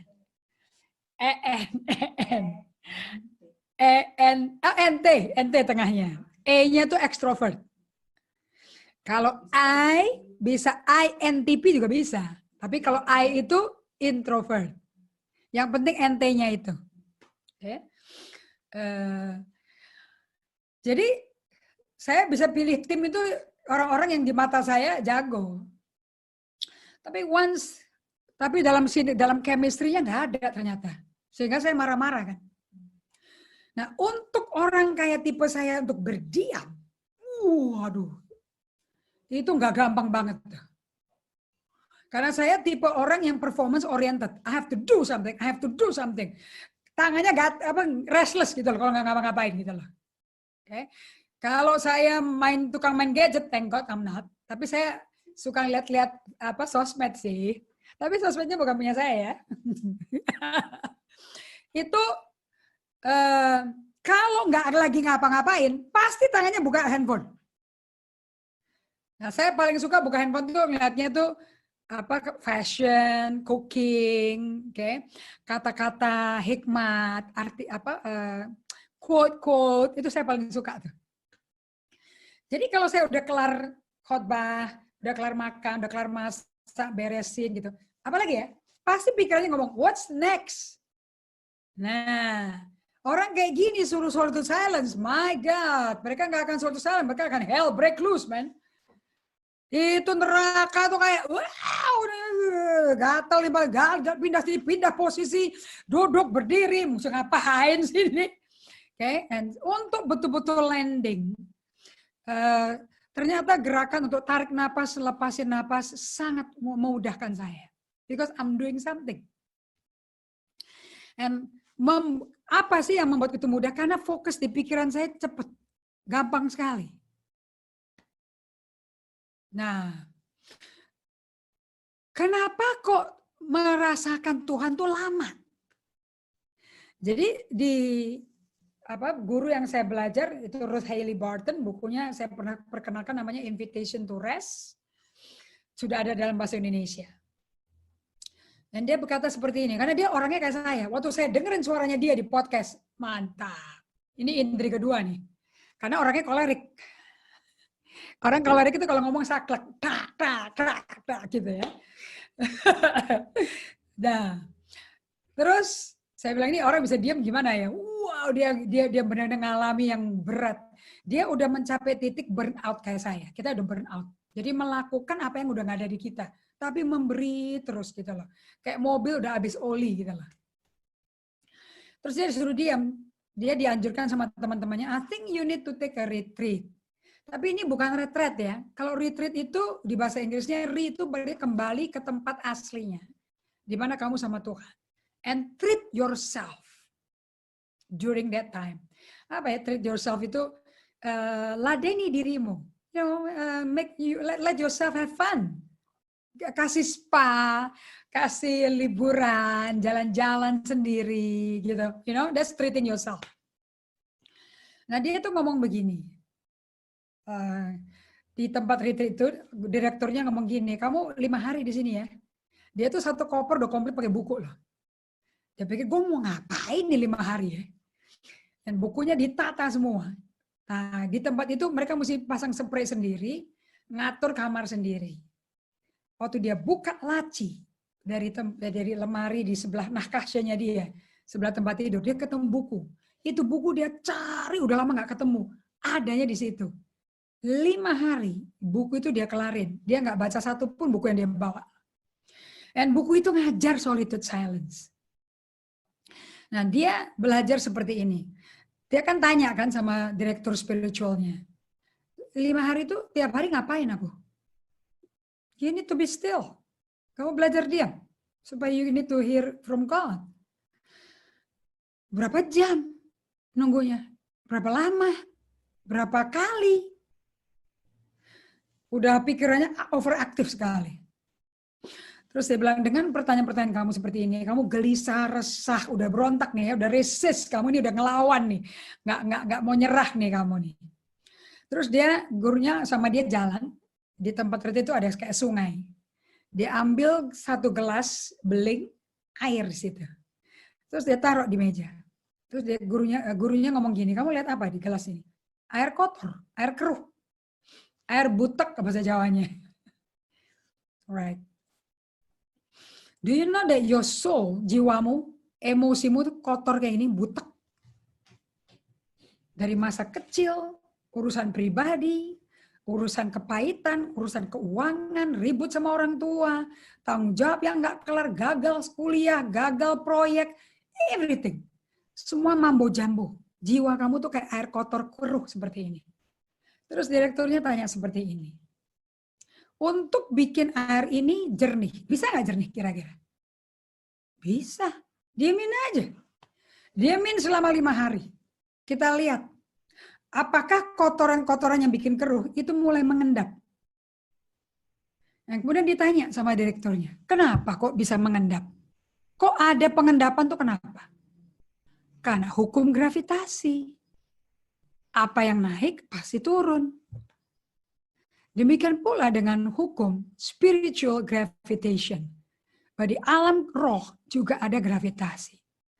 So kalau jiwamu tidak didiemin, maka kekeruhan di jiwamu akan tetap membuat jiwamu kotor.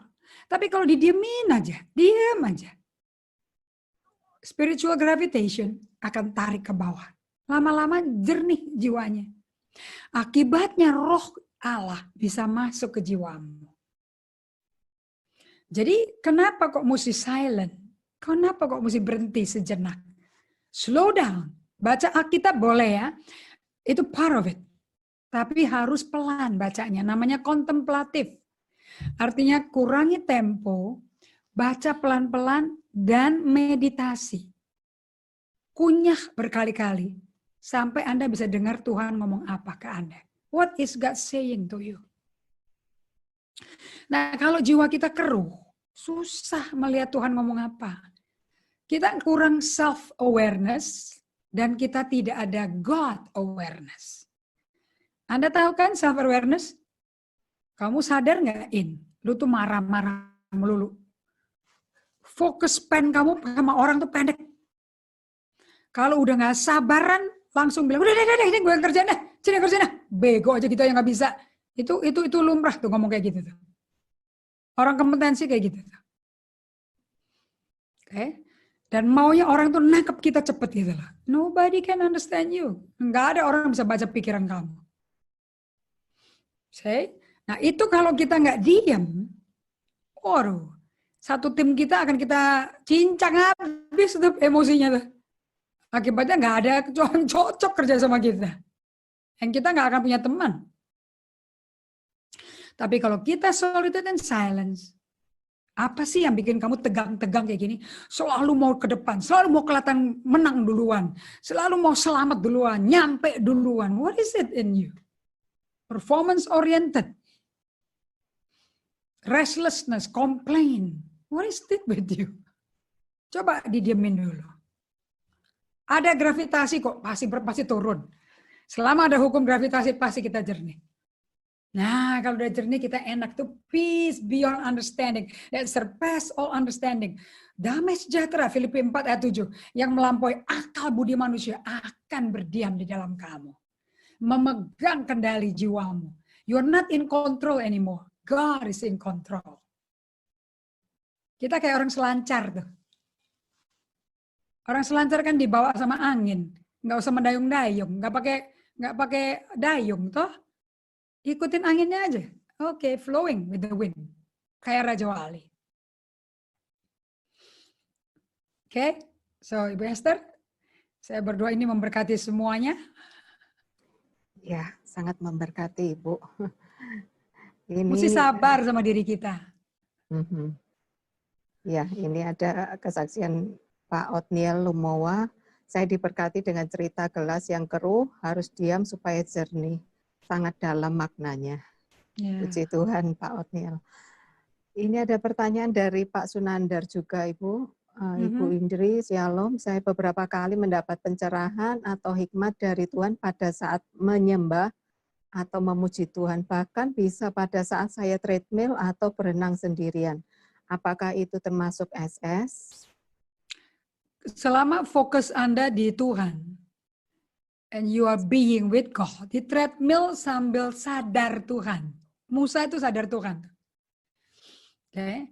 And kalau Anda lagi sadar Tuhan, He can talk to you. Dia bisa ngomong sama Anda. Karunia Roh Kudus akan bekerja kok. Ya, ini Pak Sunandar menyambung beberapa kali juga Tuhan secara tiba-tiba memberikan hikmat atau problem solve secara detail pada saat saya nyetir mobil, bahkan pada saat saya sedang mengerjakan sesuatu di kantor. Itu juga termasuk SS ya, Bu ya? Itu Tuhan ngomong sama Anda. Dia Roh Kudus kan Yohanes 14 ayat 26, He will remind you. Dia akan mengingatkan kamu akan hal-hal. Itu bisa dibilang efeknya SS ya.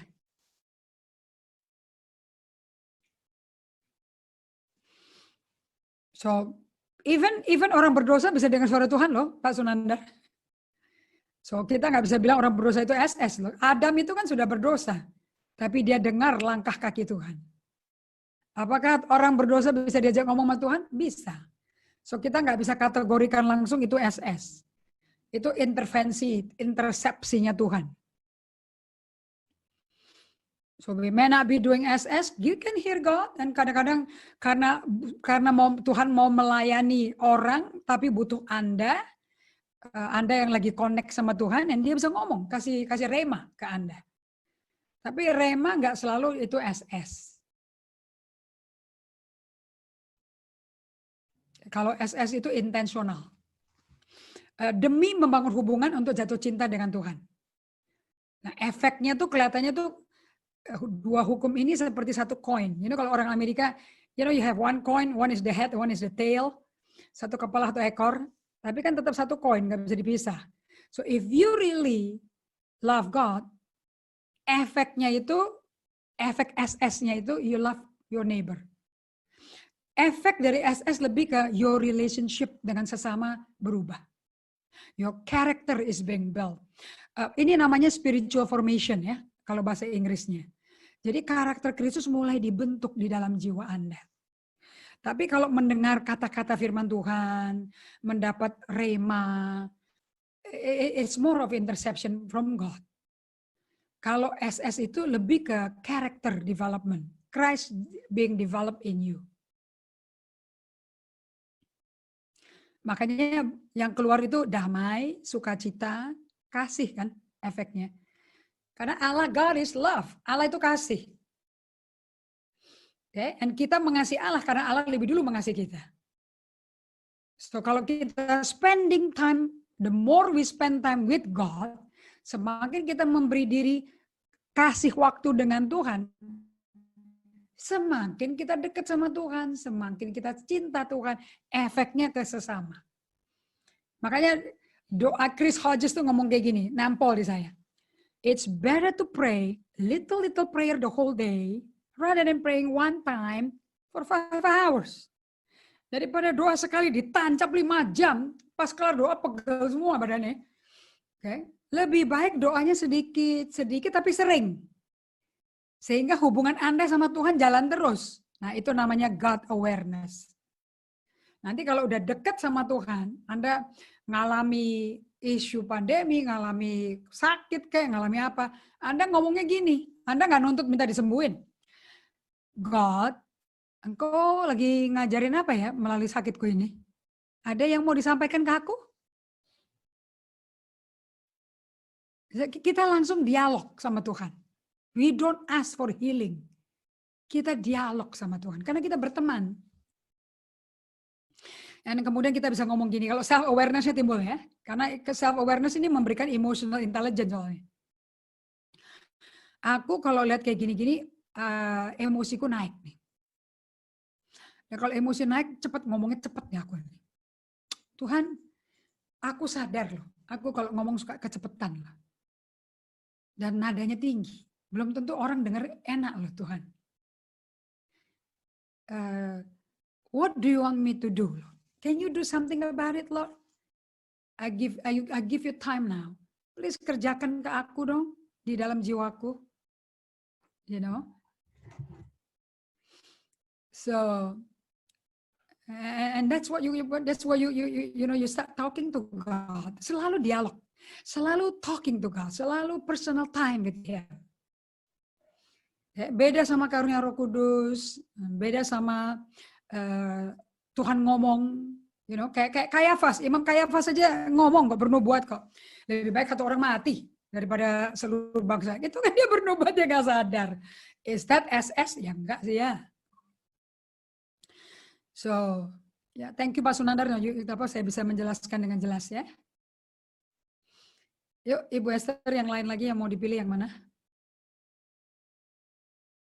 Ya Bu, sebentar, ini ada pertanyaan dari Bapak Roland.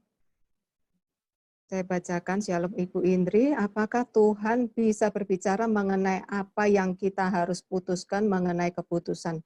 Apa yang harus kita lakukan untuk operasi atau tidaknya baby Evangelis Kimberly melalui orang lain, yakni para pendoa, Pastor, karena kami sudah setahun belum juga mendengar suara Tuhan mengenai apa yang harus kami putuskan.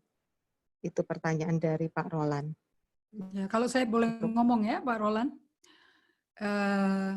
I think setelah setahun, God must be doing something in you. Anda mestinya udah tanya ke Tuhan loh.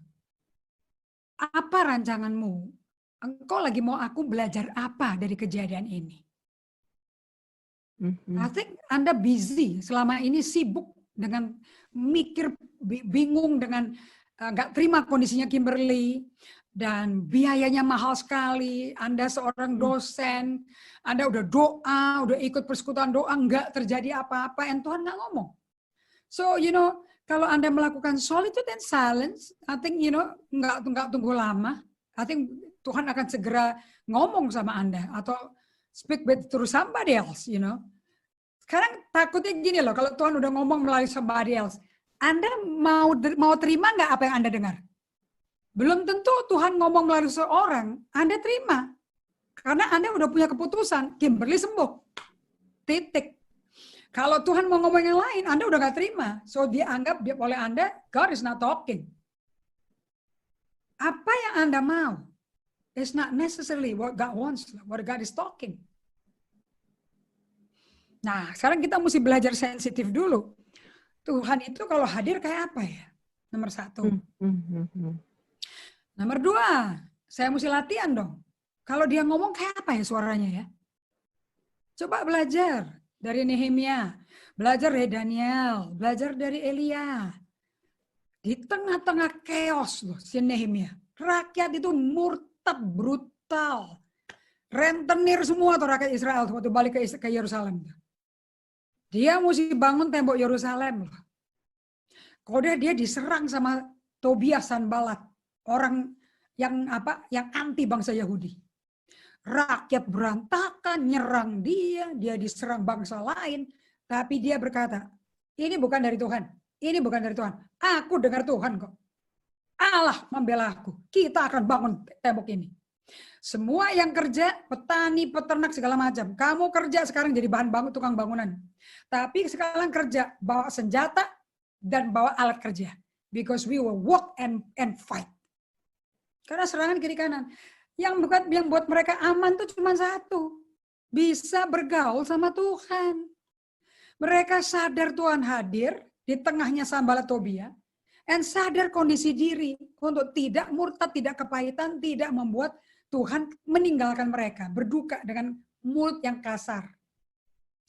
So, ini saat dimana Pak Roland mesti berkata, God, Aku mau dengar loh. Setahun aku ngalami ini. What are you trying to tell me? Anda Tuhan tuh mau ngomong apa sih ke aku sebetulnya? Why don't you start talking to God? Nah, nanti kalau Anda udah mulai nanya gini, Anda akan terbentur dengan solitude silence. Anda mesti melakukan Matius 6:6. Kalau berdoa jangan bertele-tele, jangan banyak ngomong. Ayat 5 ngomong kayak orang Farisi. Supaya dilihat orang bahwa Anda tuh suci dan mulia. Masuklah ke kamar, bikin cari ruangan khusus tertutup, nggak ada Kimberly, nggak ada istri. Coba berdiam tersembunyi. Karena Allah tuh tersembunyi, Allah Bapa. So it will take time. Nah, Anda seperti air keruh di gelas itu, it will take time untuk jiwa Anda yang udah stres, depresi ini. Karena apa maunya Anda nggak dipenuhi oleh Tuhan sepertinya, malah ekonominya kena semuanya loh. Oke, ini coba mengendap dulu, izinkan gravitasi mengendapkan pikiran Anda. And then let God speak to you. Nggak mungkin Allah itu bohong sama firman-Nya. Allah kan bukan manusia, dia bisa berdusta, right? Bilangan 23:9. 29 kalau nggak salah. Allah kan berkata di Ibrani 13 ayat 5. Aku nggak pernah tinggalin kamu kok. Aku nggak pernah biarin kamu. Nah, mayoritas ayat itu nggak ada artinya sama orang Kristen stres. Kenapa? Lah sibuk sama maunya sendiri, maunya dewe. Nah maunya Tuhan nggak diperduliin. Nanti kalau udah stres ngomongnya ya jadilah kehendakmu, kehendakku terserah wes Tuhan. Loh itu namanya bukan nyerah. Itu angkat tangan, give up on God. Itu quit on God. Ninggalin Tuhan itu kalau kayak gitu. So, Pak Roland, 1 year man, 1 year. That's a long time for you to learn. Tapi Tuhan tuh panjang sabar sih ya. Orang Israel yang 40 tahun ditunggu loh sama Tuhan. Abrahamnya ditunggu 25 tahun. It's a long time.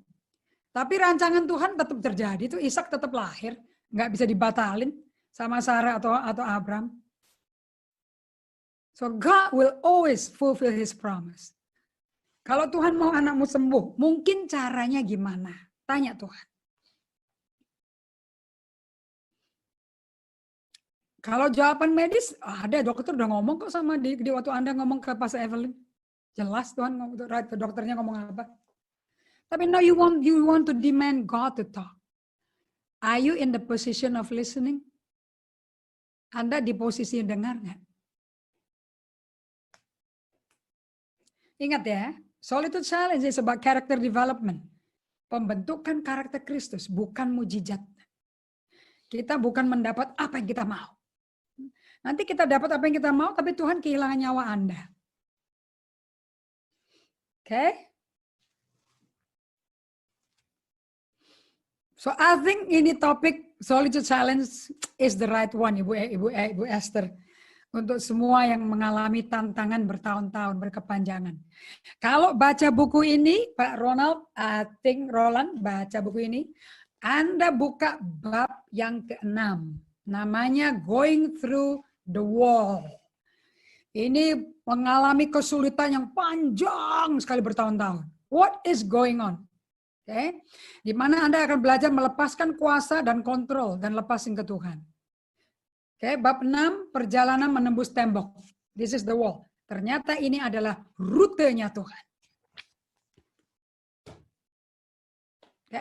Saya mesti kasih jawaban yang Tuhan mau. And this is what God wants you to hear. Okay. Kita ada 7 menit lagi. Ya, Ibu, tinggal satu pertanyaan karena waktu. Ini dari Bapak Matius, Shalom Pastor. Ada IQ, EQ, SQ, Spiritual Q, and sekarang tentang emosi Q. Pertanyaannya, bagaimana bisa dapat hikmat 10 kali lipat itu di mana? Di roh, jiwa, atau bagaimana pendapatnya, Ibu? Thank you. Nah, gini caranya. Gampang sekali deh. Ini saya pakai botol aqua ya. Ini botol ini, plastiknya ini, jiwa Anda nih. Oke. Di dalamnya ini ada konten. Saya nggak tahu, misalnya Anda umurnya 48 tahun. 48 tahun punya konten ini masuk di jiwa Anda semua. Waktu Anda lahir baru, dibaptis Roh Kudus, kan dibaptis Roh Kudus itu kan bukan dari atas ke bawah.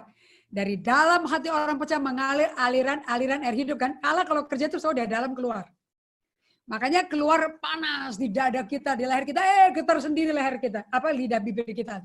Right? Kita tinggal keluarin aja suara dong. Nah, berapa persen Roh Kudus bisa occupy your soul? Berapa persen dia bisa okupasi jiwa Anda? Berarti tergantung berapa persen jiwamu mesti sedimentasi loh. Semakin kau berkurang-kurang, semakin Roh Kudus mendapat tempat untuk ngisi seluruh jiwa Anda. Semakin Anda punya EQ, emotional quotient. Emotional quotient itu dari Daniel Goleman ya, itu emotional intelligence. Sekarang ada satu lagi namanya AQ, adversary quotient. Ketabahan, keteguhan, tenacity itu. Ketabahan menghadapi rintangan. Ini kita belajar dari konsultan orang asuransi. What we need now, and itu sebelum pandemi deh kayaknya. Pas berapa hari sebelum pandemi, sebelum PSBB. What we need now in this world is AQ, adversity quotient. So IQ udah gak gitu penting. The next important is EQ, knowing your emotion. Dan pinter pakai emosinya itu kapan? Kapan Anda keras, kapan Anda pelan, kapan Anda cepat masuknya, kapan Anda pakai koleriknya, itu butuh EQ. Yesus punya tuh. Okay, and then the next thing is AQ. AQ, EQ semua itu tergantung. Karena orang yang tahan uji, Yakobus 1 kan, ayat 1 sampai 4. Right? Itu orang yang isinya dalamnya tuh Roh Kudus. The more you are filled by the Holy Spirit, the less of you, the less of me, myself, and I, aku, diriku, dan awakku, semakin ego kita berkurang, aging God out-nya berkeluar, semakin Roh Kudus dikasih tempat full to control you. Of course dong. Anda akan punya semua. Anda akan serupa Kristus. Dia adalah manusia hikmat berjalan. Baca dong Lukas 2:40, Lukas 2:52. He grew in stature and wisdom. And God loved him and people like him. Oke, pegang kata-kata Yohanes Pembaptis. Biar aku berkurang-kurang, dia bertambah-tambah. So ingat ya, badan kita tuh kayak cawan. Isilah Tuhan bejana hidupku.